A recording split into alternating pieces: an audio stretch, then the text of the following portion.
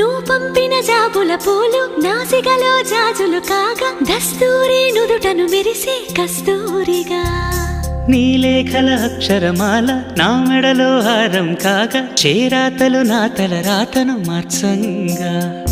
నువ్వు రాసిన ఈ ఉత్తరమే నా మనసుకు అర్థంగా నువ్వు చేసిన ఈ సంతకమే మన ప్రేమకు పసుపు కుంకుమ అర్థంగా గంగా నిజంగా నువ్వే నాలో సగభాగంగా